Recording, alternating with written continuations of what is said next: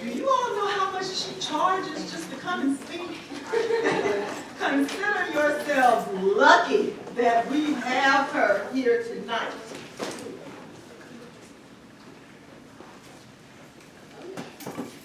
Judge Patrice A. Hinnant is an attorney who serves as a state bar counselor following 22 years of judicial service, including 9 years as a state of North Carolina resident Superior Court judge and 13 years on the Guilford County District Court.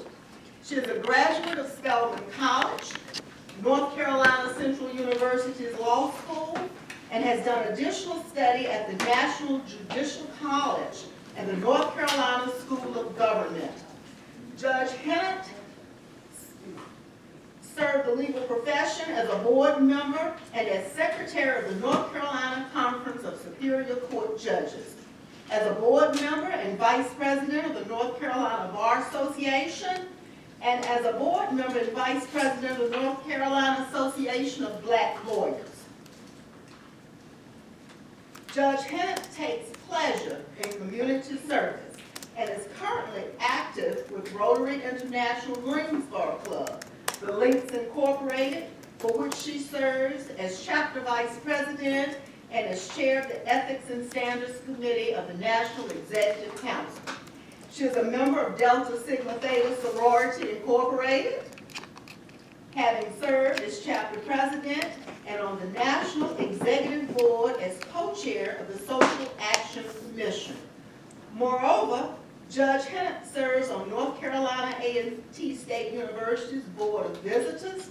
Likewise, she has demonstrated her ability as a community servant by her leadership roles as president of Junior League of Greensboro and on numerous boards, including chair of both the United Arts Council of Greensboro and Youth Services Bureau of Greensboro, now Youth Focus. Board of Trustees member for Moses Cone Memorial Hospital, Board of Directors member for Moses Cone Wesley Long Community Health Foundation, Board of Directors member for Community Foundation of Greensboro, Community Advisory Board for Bankers Trust, now BB&T, now Truist. And on the Commission of Carolina Theater, Bryan Park, and Center City. She also served the state as an appointee to the Guilford County Board of Elections and the North Carolina Low-Level Radioactive Waste Authority. Judge Hinnant was awarded the Order of the Long Leaf Pine from Governor Roy Cooper. This is the highest civilian award that anyone can receive in North Carolina. Judge Hinnant is a native and resident of Greensboro, a Christian, and she enjoys travel, collegiate and professional sports, old movies, reading, and spending time with family and friends. Now that I've told you a little bit about Judge Hinnant, I wanted to let you know a little bit about her mother. Her mother, Mrs. Cordelia Ann Barnett Hinnant, graduated from Bennett College in 1948. She is one of our notable belles. You know, we've been talking about notable belles in our orientation class. So, not only that, Judge Hinnant's sister, Glenna, was a graduate of Bennett College. What year? Judge Hinnant, do you remember? In the 70s. Now, how Judge Hinnant got to Spelman College, I have no clue. She'll tell you about that. With her mother and her sister graduating from Bennett College. And also, just to let you know that the Hinnant family contributed $100,000, is that correct, to the Stand with Bennett campaign.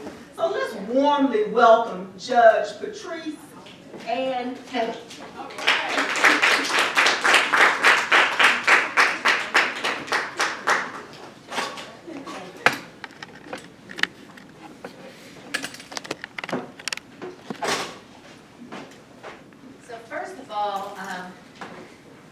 Thank you, Dr. Truesdale, for inviting me to come for a session with your students.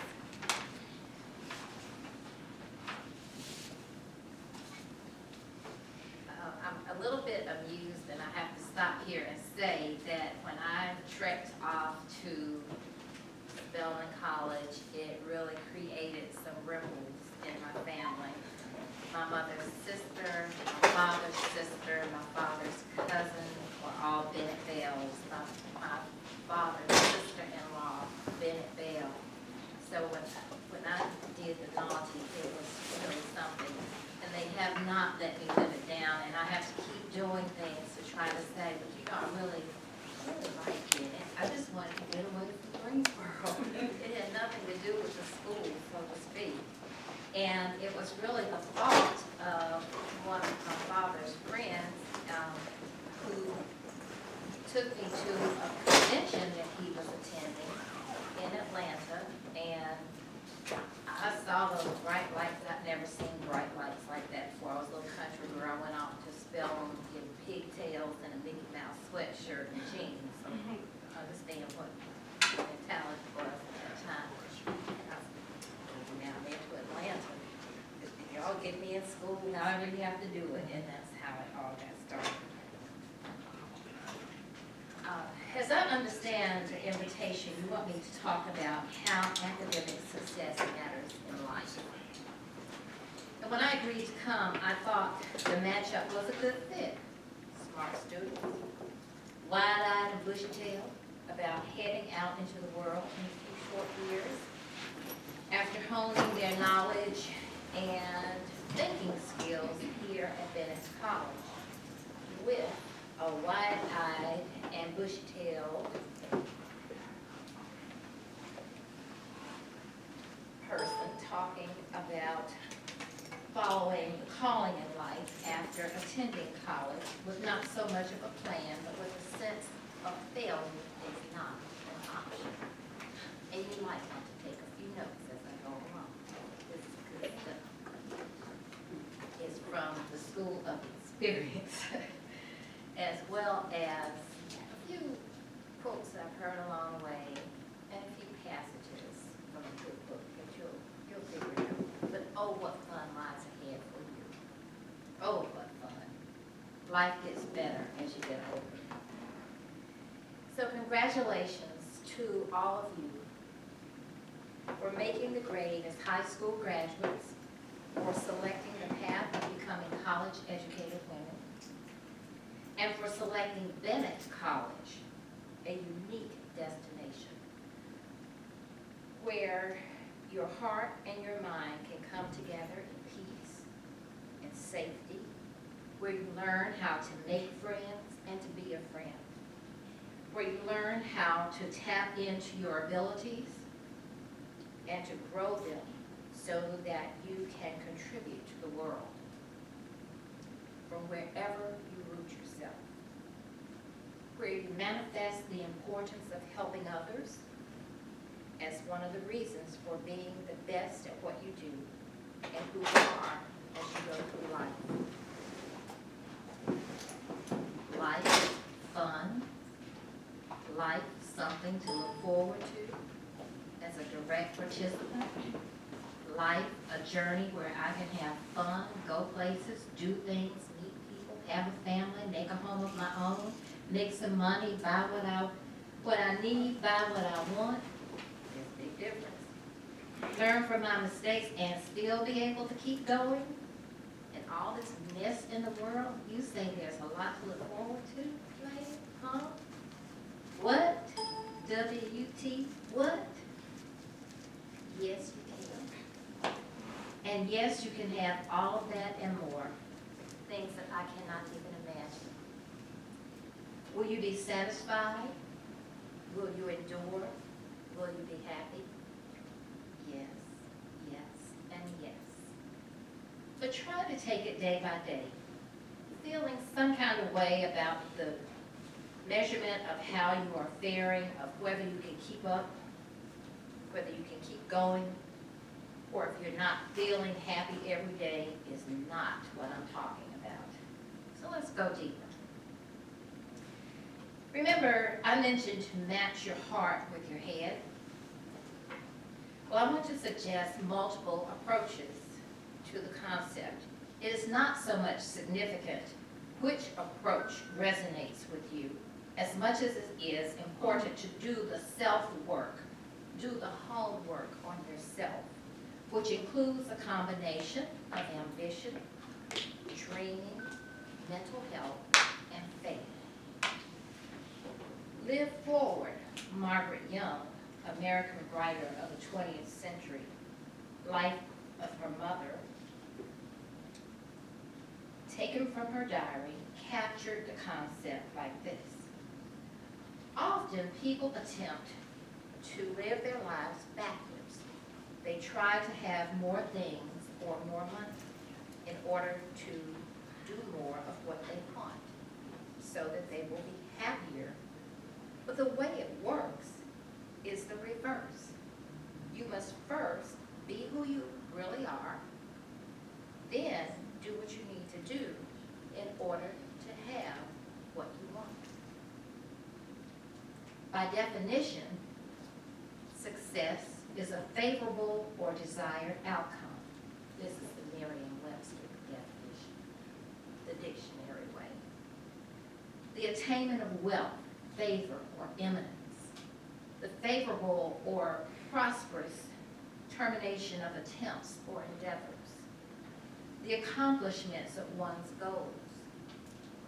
The attainment of wealth, honor, position, or the like. It can mean feeling that tingle of excitement about what you do, sticking with what matters, through hard times, living a life you can feel proud of in retrospect. It means persistence through criticism, resistance, antagonists, pressure. And when you have it like that, you're going to put up with a lot of crap. And when you graduate from Bennett, you'll have it like that. So expect the crap. The better your bag of chips, the more crap. And you're going to have a real good bag of chips. So expect it. And what I want you to do is be ready to deal with what's coming, so that you can enjoy the ride, and it will be a good ride. What leads to success? Well, Richard St. John, a writer and motivational speaker on the subject, widely known for his 8 to be great, coined 8 words, the 8 traits successful people have in common. And they are passion, work, focus, push, ideas, improve, serve, and persist. And let me share with you some quotes on the meaning of success. Winston Churchill, leader of World War II, British. It is not enough to have lived. We should be determined to live for something. John F. Kennedy, President of the United States. Efforts and courage are not enough without purpose and direction. Helen Keller, a blind woman of achievement.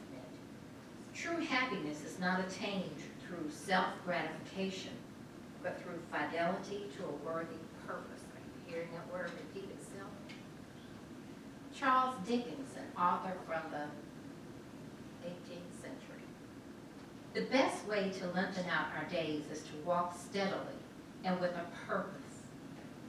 John D. Rockefeller, industrialist, multimillionaire from the 20th century.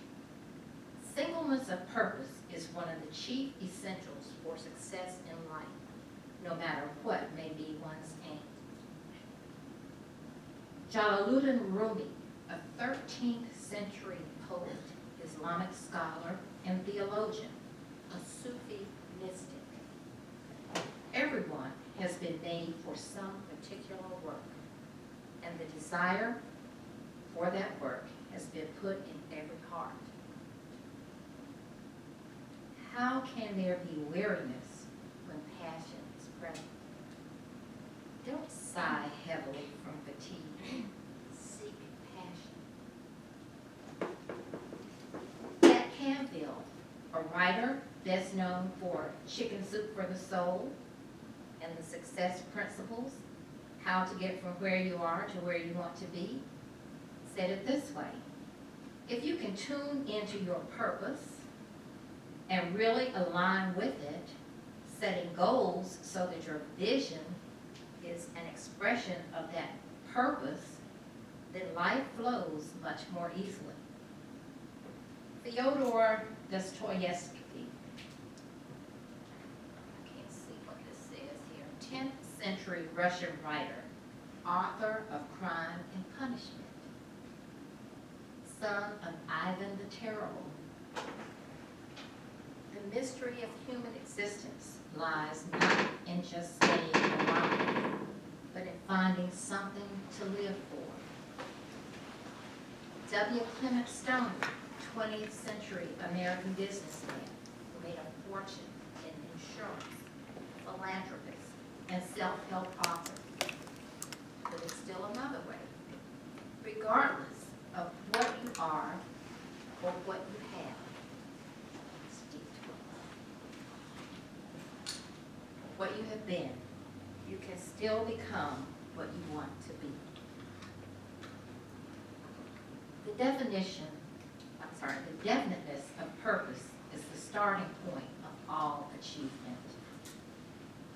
Terry Orlick, an Olympic champion and coach, and founder of the Zone of Excellence, a writer and leader in sports psychology. Still another way. The heart of human excellence often begins to beat when you discover a pursuit that absorbs you, frees you, challenges you, or gives you a sense of meaning, joy, or passion.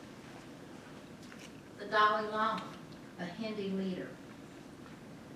People take different roads seeking fulfillment and happiness. Just because they're not on your road doesn't mean they've gotten lost. James Allen, who started the self-help movement, a 19th century British writer, best known for As a Man Thinketh and From Poverty to Fame. No, Poverty to Power. This is small writing here. He says it this way: to begin to think with purpose is to enter the ranks of those strong ones who only recognize failure as one of the pathways to attainment. Notably, his father was murdered when he was 15. He left school to work to support the family, later married, retired at the tender age of 38, moved to solitude in the mountains to pursue a life of quiet contemplation, and wrote classic books on self-help, books that illustrate the use of power and thought to increase personal capabilities under the premise that noble thoughts make a noble person, while lowly thoughts make a miserable person. In a nutshell, the American dream is based on the premise that if you work hard enough, you can be anything you want to be. It is often coupled with the idea that you can be the best in the world. Well, the fallacy of this way of thinking, and I offer this to you to take the blinders off. I offer this to you so that you're not disillusioned. I offer this to you to believe in yourself, believe in what you are and what you have to work with.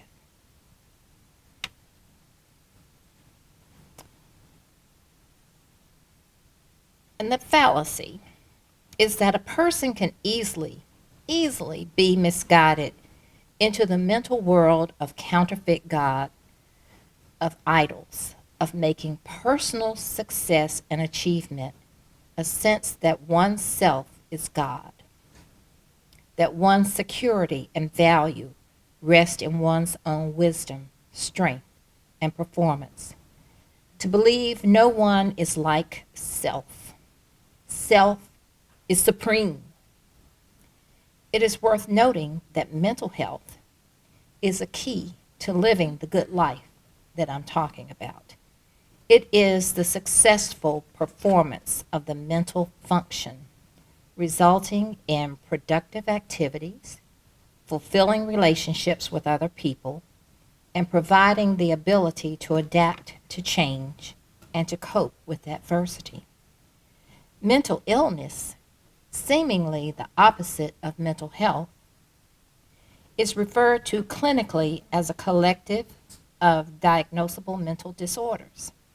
That is, health conditions characterized by alterations in thinking, mood, or behavior associated with distress or impaired functioning. The two, however, in the truest sense, are continuous concepts. People with optimal mental health can have mental illness, and people with no mental illness can have poor mental health.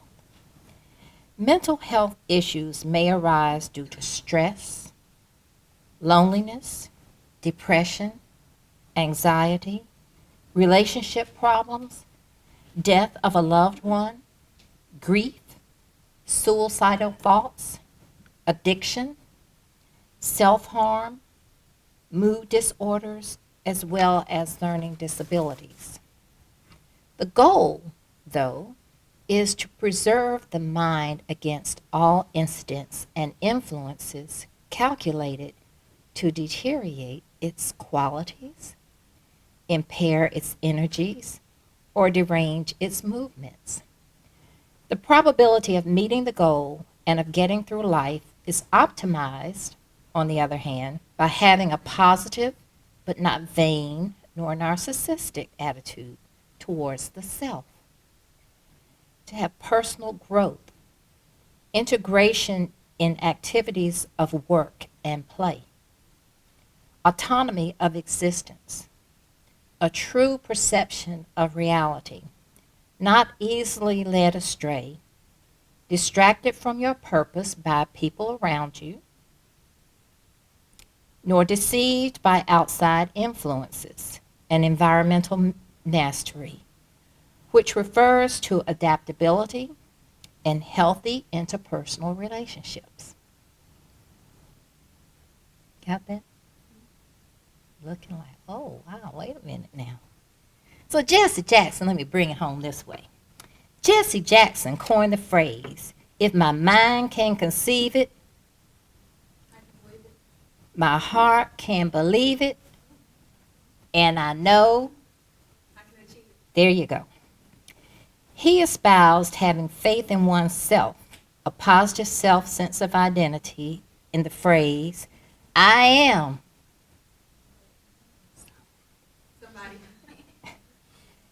No one, that's right, I am somebody. That was his phrase. No one should negotiate their dreams. You cannot give energy if you're not on fire on the inside. Be too mature to be angry.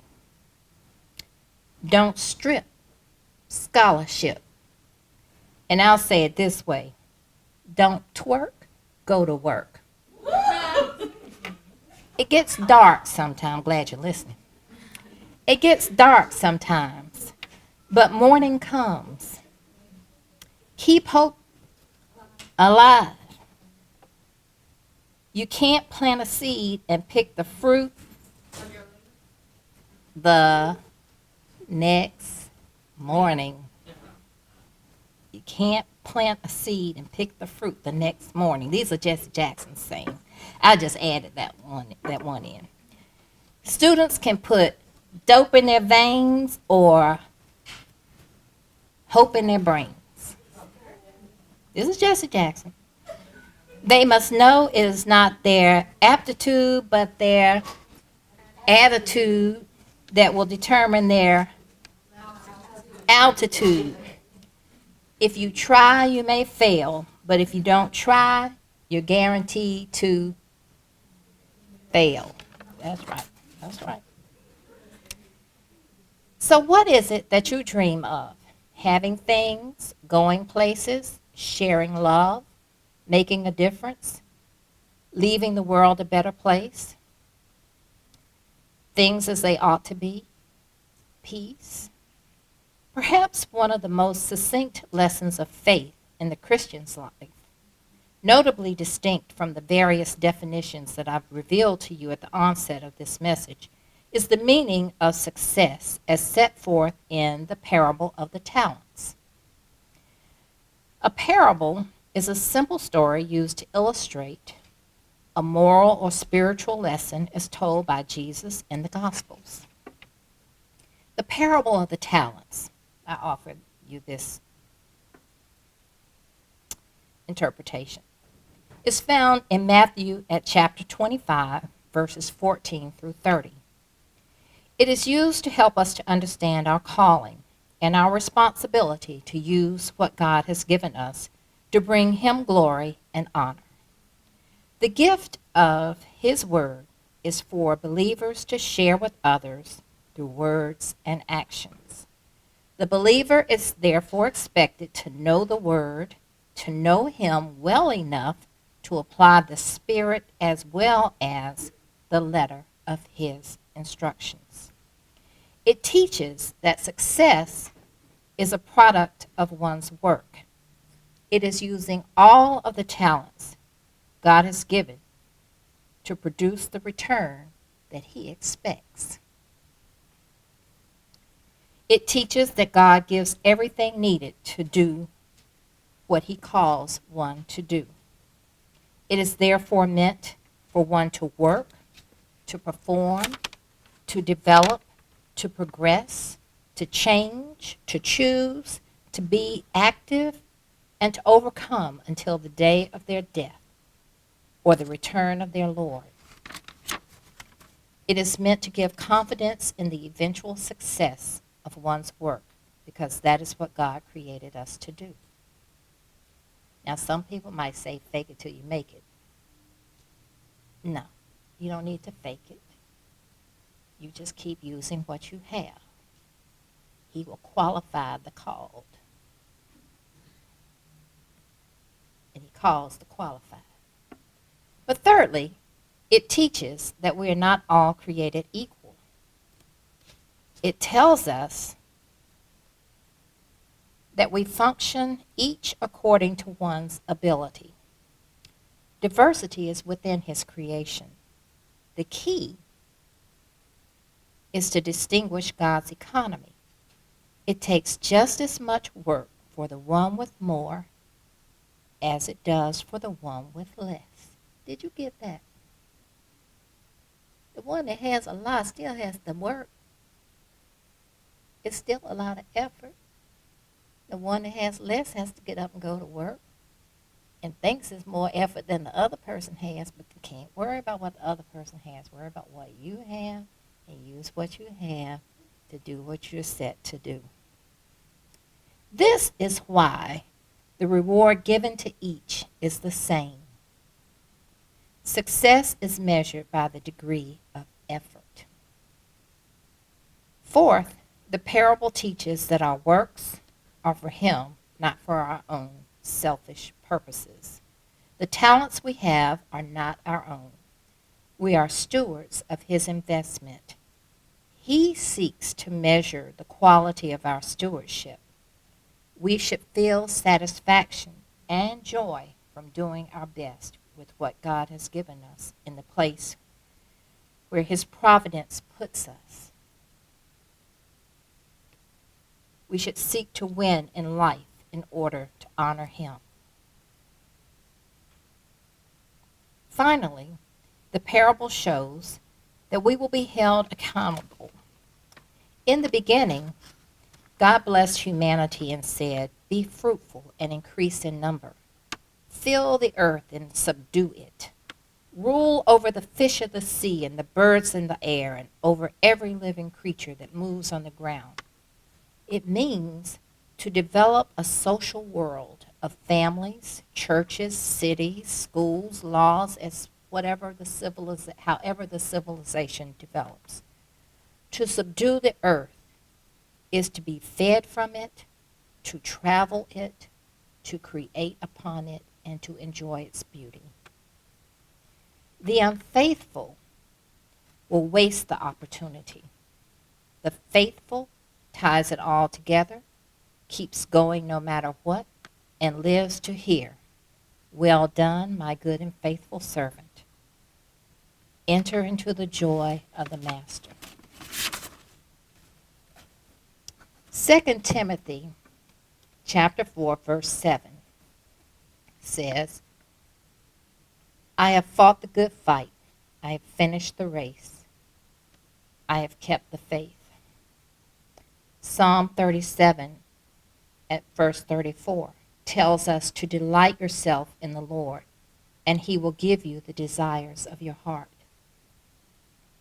Proverbs chapter 16, verse 3 tells us to commit your work to the Lord, and your plans will be established. Incidentally, the keys to wisdom can be found in the book of Proverbs, and many business people read that book as the way that they learn how to succeed in business. Many of the nation's most successful people tell of having their success based on their reading of the Bible. When you sit down and listen to them, go to TED Talks and listen to some of the people tell how they made it. So for now, be not hesitant to accept plaudits for your abilities. Simply say, "Thank you for noticing." Don't play yourself cheap. Don't say, oh, I'm not really that smart. I'm not really that talented. Oh, I might not be able to do this. Don't play yourself cheap. Just say, "Thank you for noticing. Thank you for believing in me." And maybe you can add to it that you've dedicated your abilities and efforts to God. Or, you can kind of throw that in there and throw a person off if they're about to throw some shade on you. You throw that on them. So keep in mind the message of Ecclesiastes chapter 19, verse 11. "The race is not to the swift, nor the battle to the strong, nor bread to the wise, nor riches to the man of understanding, nor favor to men of skill, but time and chance happen to them all." The common heard paraphrase is from Hebrews chapter 3, verse 4. "We have come to share in Christ if we hold firmly till the end the confidence we had at first." In other words, they'll tell you again, all of us have the race to run, and the one that wins is the one that endures to the end. Well, it doesn't really read that. That's something someone else read. Just like people tell you the Bible says God doesn't like ugly. Well, the Bible doesn't say that. Benjamin Franklin said that. So know who and what you're quoting when you get busy and when you're trying to put yourself in check and have something to hang on to.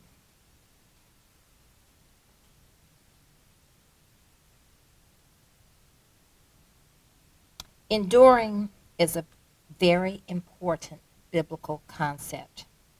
The last word is in Revelation chapter 2, verse 10.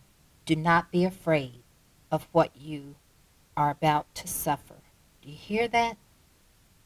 Do not be afraid. Embrace each age. Enjoy the age you are in now, for each age presents its own unique wisdom to savor. I wish I could say I see talents in this room to do certain things, but a Pinocchio nose might attack me. Have you seen that commercial where the man says, "I see this and this and this," and as he's singing it, his lion Pinocchio nose grows longer? You know the story of Pinocchio, and he told a lie, his nose would grow longer. Well, I'll just say this. If he brought you this far, you got the talent. And you've got talent that he can use. I don't know what it is. I don't know what your majors are. I don't know what your ambitions are. I don't know your dreams. I don't know what your family is hoping you to do. I don't know what your communities are hoping you can bring to them. I don't know what you hope to give to the world. It's up to you to dream, to plan, to stay the narrow, straight road, to believe, to work, to share, to lead, and to serve. Always choose the environment that will best develop you toward your objective. Analyze it. Are things helping you or holding you back? And the same thing for people. Are they, as we say in the country, are they with you or against you? And if they're not putting something in your life, if they're draining you, then they're not for you. And it's okay to move on. If you chum up and something goes wrong, then you realize that was the season has ended, and move on. It is important, I contend, that you chose Bennett College as a place or base to develop. You will learn to think, to analyze, to memorize. You will build layers of knowledge about areas of study of particular interest to you.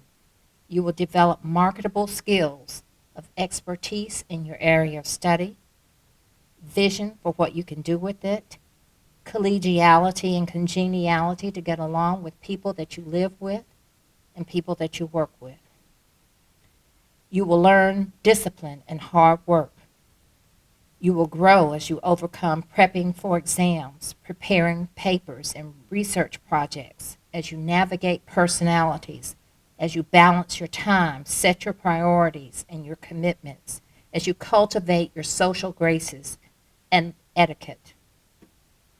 Incidentally, because you're all female, you can get used to yourself now. Get used to being a leader, a trendsetter, a thought advocate, a money manager, a budget maker, a visionary, an organizer, a bridge builder, a peacemaker, simply because you're the only ones here to do all of that work, and that's the work that leaders do. Your self-awareness will minimize the backlash against you. Your self-awareness will minimize the crap. Because this is a Christian academy, you will hear and see Christian principles, maybe not always so pronounced as I have identified them, but your eyes, ears, and heart will enable you to discern truth, to hear the voice of God guiding and reassuring you. So what if you get entangled in a mess? Move on to your success. He will forgive you. Just be sure to tell yourself that you learned your lesson, you've grown up, you're setting away your youngster things, and you're moving on. That you will not return to it nor repeat it. Know that others will be watching you. They will expect you to know the right thing in the right way. And with that, you'll get what you put into it, above and beyond time and money. Oh, what fun lies ahead. And oh, what opportunities, what success, and what proud alumni you will be. Are you awake? Are you awoke? Are you awoke? So before we got started, I try not to talk about myself, but the question was asked of someone to me, how it was when I first started out. Well, Let me share this with you. I grew up here in Greensboro, and I graduated from high school in 1970 at the age of 16. And I was the last class. You do the math, I'm 60 something. And so I was the last class of freedom of choice, which means that forced segregation started in the fall of 1970. But what I grew up with was a mother that went to Bennett College. And you all have heard about the civil rights in Greensboro and the sitting in at Woolworths. Well, let me tell you what some of the women were doing. They were going to the department stores, and they'd walk up to the counter, and they would stand there waiting to get help. And my mother was one of those that would say, I was next. And I'm like, oh, Lord have mercy. And she put on a scene. But she insisted upon having the dignity of being treated as a customer that had something in her purse. And she wanted to buy something, and she was determined to get it. And they were trained, so I found out later, to know how to go into the store and do that without creating a scene. And during that time, we could not go into the dressing rooms to try on the clothes. So at the more expensive stores, at that time it was Montaldo's for women and Yance de Beau for men, they would have their help, who were people of color, to package the clothes, to take out to the black folks that had a little change, which were usually the teachers and the preachers' wives and the beauticians and the barbers, maybe the number runners, but people that had a little change, so that the people could try on the clothes in their homes and the white customers would not see them trying on the clothes and refuse to buy the clothes after the Negroes tried on the clothes. But when we went into the stores, they had the colored water fountains and the white water fountains. And the same thing for the bathrooms, colored bathrooms and the white bathrooms. You go to the movie theater, classic example is the Carolina Theater. It has an upstairs and a downstairs, but it also has a top balcony. And that side entrance was where the coloreds went in. Now, some of the theaters wouldn't let us in, but the Carolina Theater let us in, and we had to go up all those steps to the top floor and sit on these old hard seats. Other people down below had seats like these. And they'd send up the day-old leftover popcorn and serve us drinks without ice. Now, I'm not trying to encourage anyone to be a delinquent or a criminal, but I was in the group that would taste that popcorn and say, I'm not eating this, and I'd throw mine over the over the railing of the balcony, and it would land on the people below. And they would send the popo and the security and the manager and everybody else in there to try to find us, and we'd all sit there like we were sweet little innocent. We don't know what you're talking about. But it made the point, and eventually that type of racial segregation was ended. And as fate would have it, in my community service, I was working with the Carolina Theater as it was going through restoration following a fire. And we had the responsibility of doing some slight remodeling or reconditioning of the physical plant. And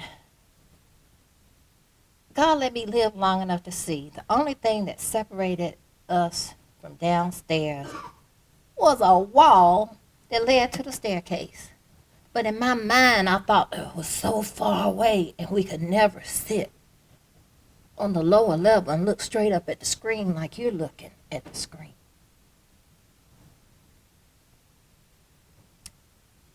I'm not so sure I know why I'm telling you that, except that it's hot on my mind.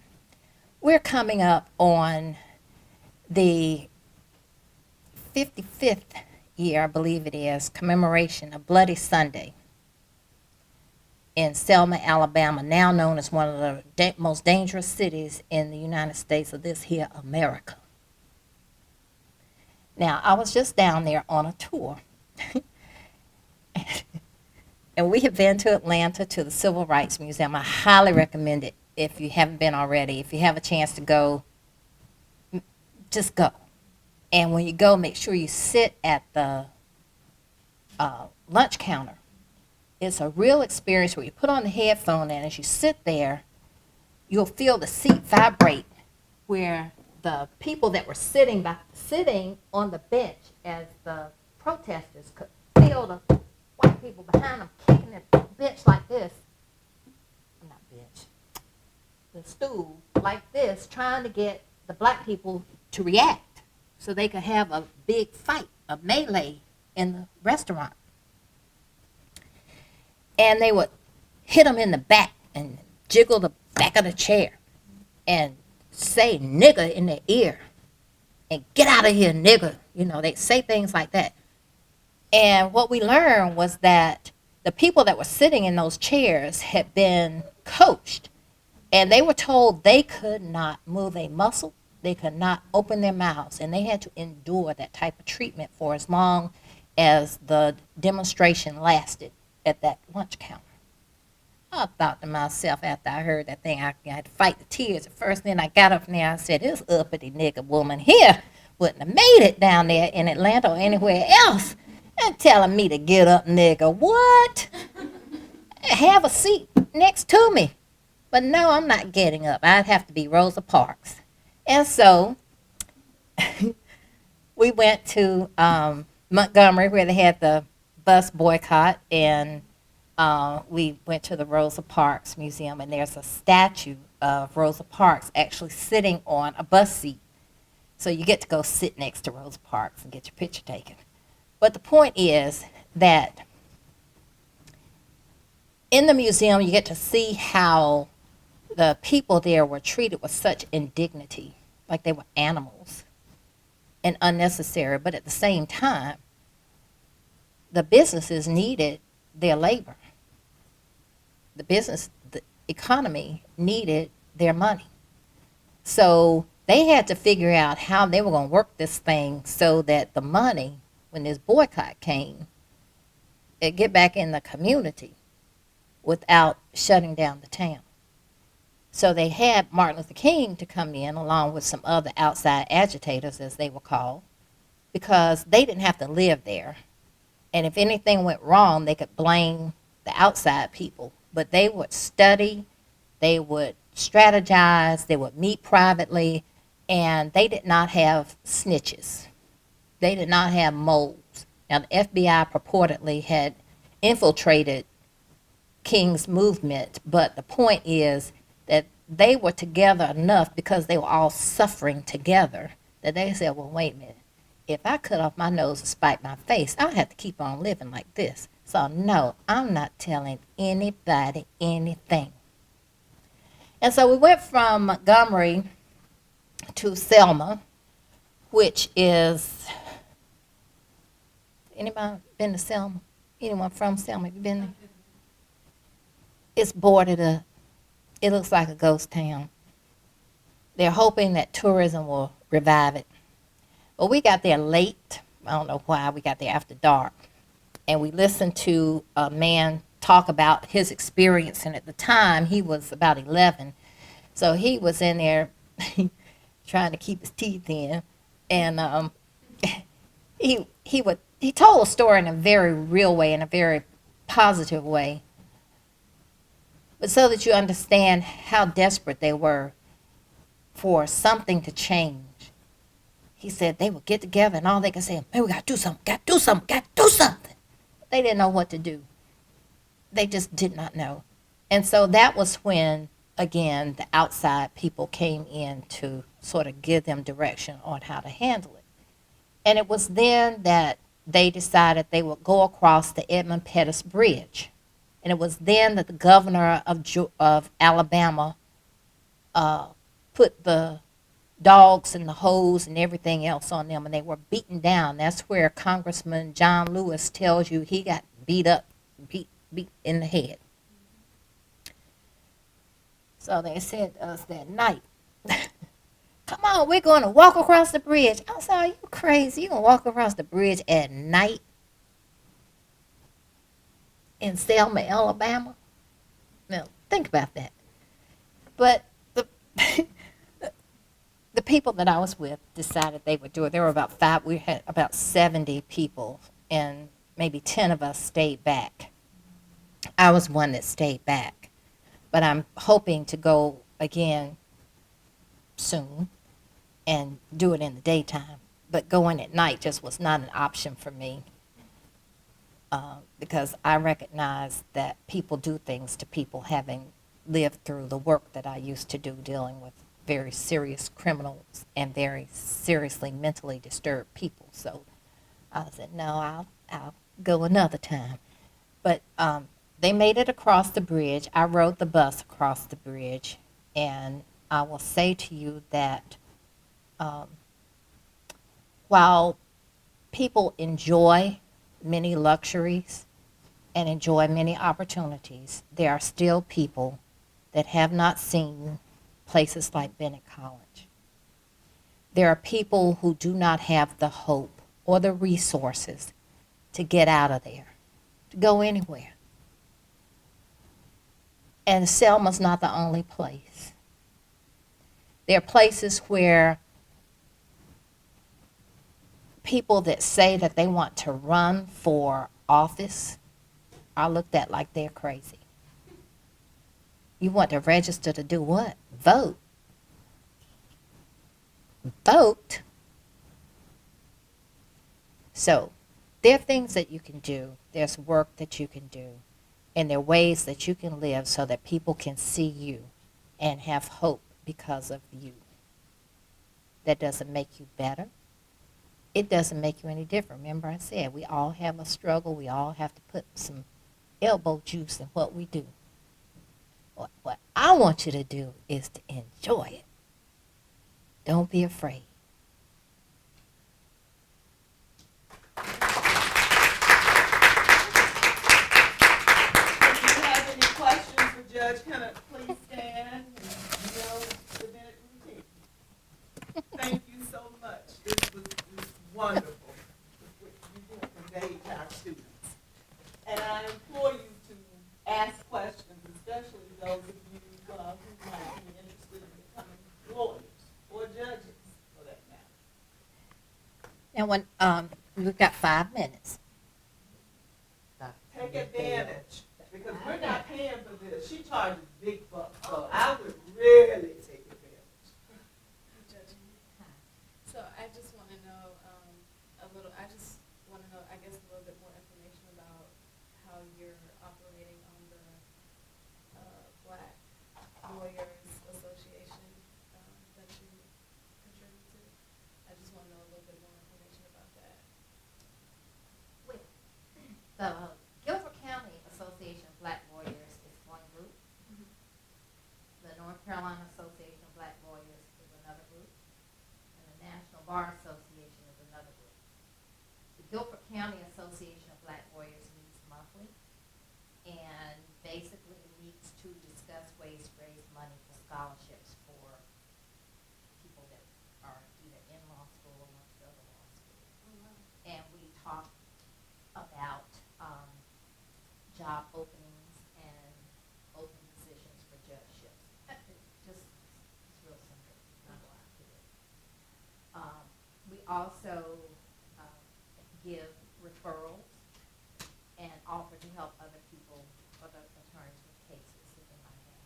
But more importantly, that collegiality and congeniality piece that I was telling you about, if the DAs and the judges come to the meetings, then you can sit down at the table and have lunch with them and get to know each other as people, so that when you go to court and the person that's on the other side of the table, as we say, if you got the facts, use the facts. If you don't have the facts, bang on the table. If you don't have the facts or the law, make a whole lot of noise or something to that effect. Well, they all can make a whole lot of noise, but they don't have either one. And they're mad that they come to court and haven't been paid. So the way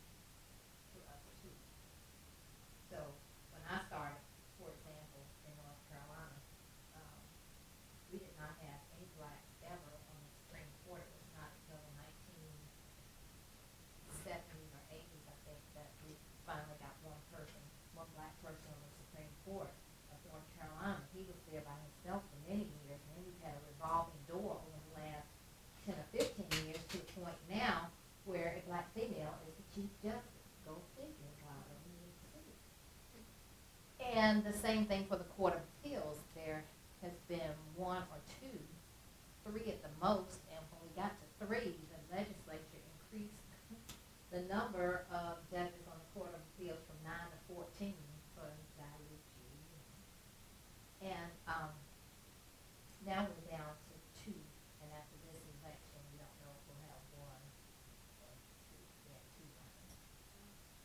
And on the Supreme Court, in addition to the Chief Justice, we have 2 other blacks and 3 women, which makes North Carolina Supreme Court the most diverse in the country. And the National Bar Association is lawyers and judges from all 50 states. The association travels to other countries and connects with the lawyers of color in those countries if they are predominantly Caucasoid or Caucasian people. But in some countries that we go to, the country is particularly if it was a colony, like St. Martin, is one half is Dutch and the other half is French. Well, when we go into their courts, the Europeans run the courts and the locals are not allowed to participate. But if you go to some place like Senegal, which got its independence, Senegal in Africa, the entire Supreme Court was Senegalese. So it just depends on the country. But that was one of the benefits of being part of that organization and seeing how things differ from country to country.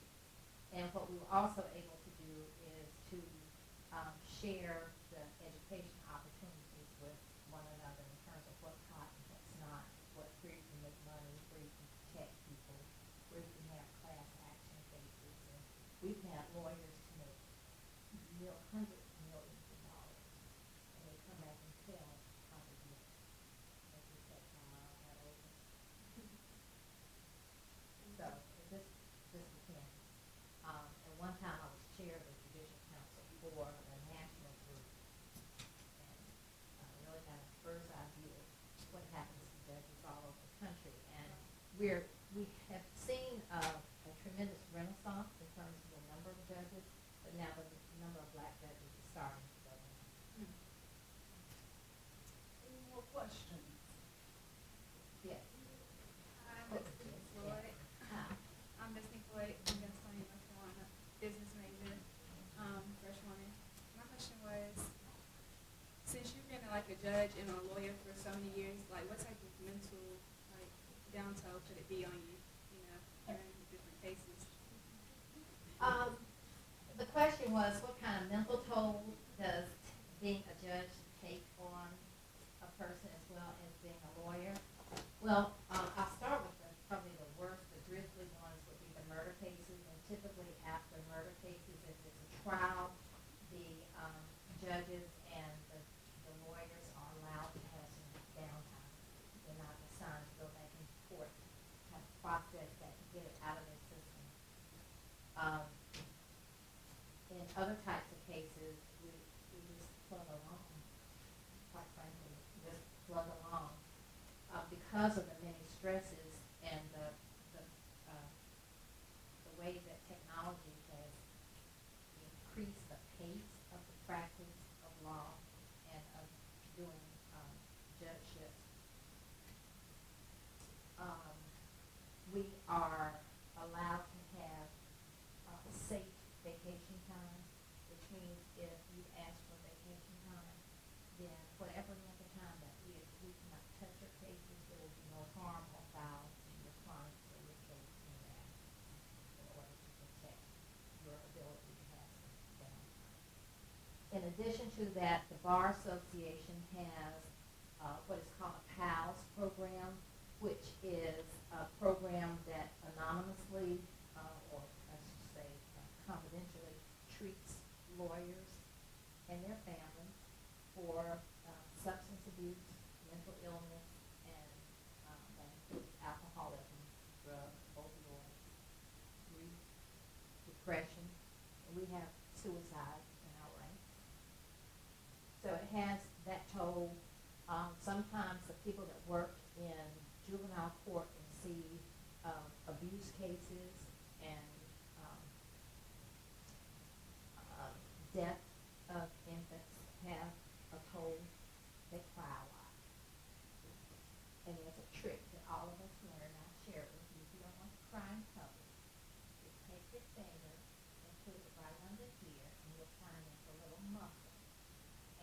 stress that muscle, you won't cry. So when you see somebody sitting there like this, they're just not crying. That's all they're doing. They're not trying to be cute or the expression of suave. They're just trying not to cry. So if you go to some sort of event and you just want to sit and be poised and express right in here. There's a bones, and then you go in and there's a little spot right there. You want to press it. You won't come. You're talking to your boyfriend and he's acting all crazy. Talking to your husband, he's telling you to turn over your credit card. Put your finger right there. Saying, I got some work. Let's talk about this. Don't cry. Don't give in. Don't let it push you up. Let it justify it. You can't justify it, don't pull it out. And sometimes too, we have people that break into our homes and that sort of thing, stalk us and send us threatening letters and file lawsuits against us, and that kind of creates a little anxiety. But the state vigorously defends us. The police department will put surveillance on our homes. If we're out of county, at the job that I had, they would give us sheriff escort to the county line as needed. They would give us alternate routes home so that we would not be on common roads going home. Yes. So my name is Kathy Allen. I'm a graduating senior and with a work study in California. And my question is, we're talking about downtime and seeing different situations in your line of work. How do you take care of yourself? How do you have this downtime that's productive and making you so you're ready to go back in the workforce? Yes. I would try to eliminate mess in my life, including people that brought it. They have to go. So if they're my relatives, I treat them lightly, and I still try to get away from it, to tell you the truth. Dr. Truesdale and I, we would go to the gym 6 o'clock in the morning and get that workout thing going. But my personal story is that I gained a lot of weight. I have a very tiny bone structure, and I was about maybe 50 pounds overweight. And I started developing symptoms of major diseases like high blood pressure, diabetes, and I forget what it's called. I just get claiming it and stuff. And so I tried to eat differently, and it wasn't working. And I never had any of them. I always had just really good numbers going to the doctor. But as the work became more intense and people started acting up,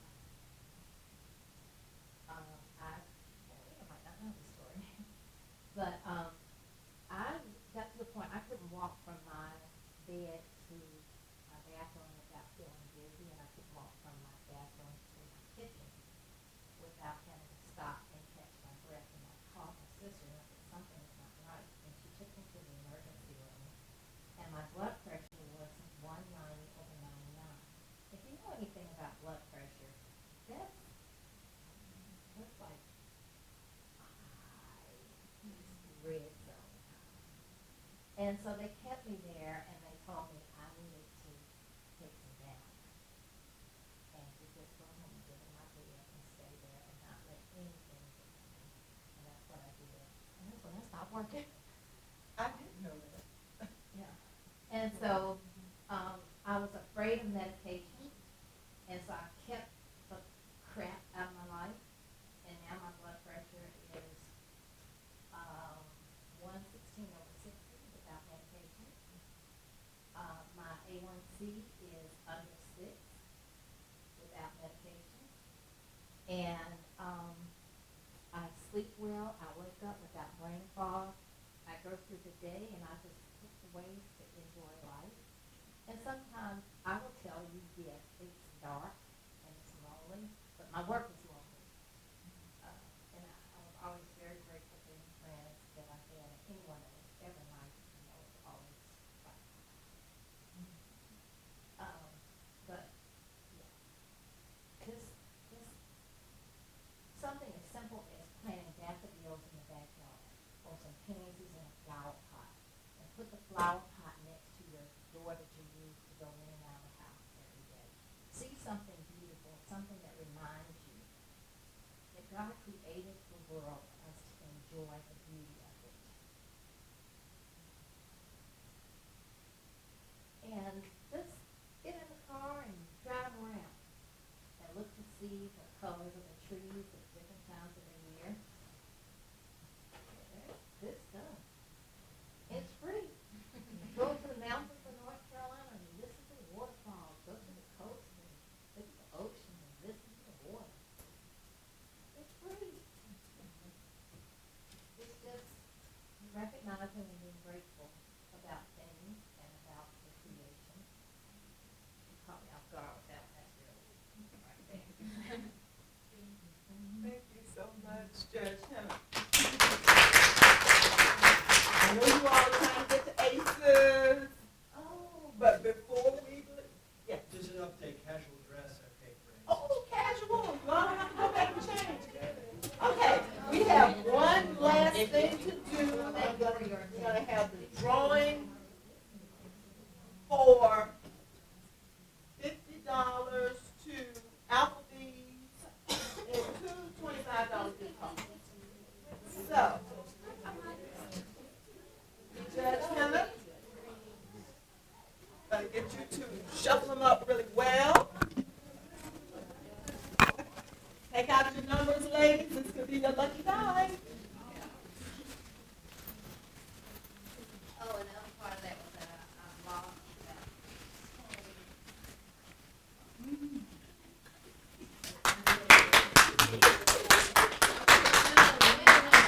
Last 3 digits are 095.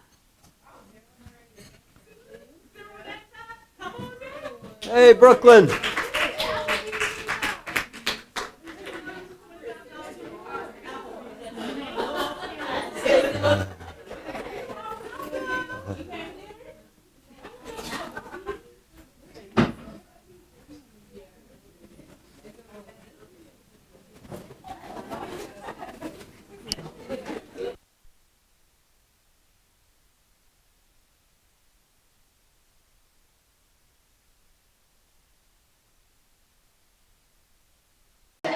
Yes.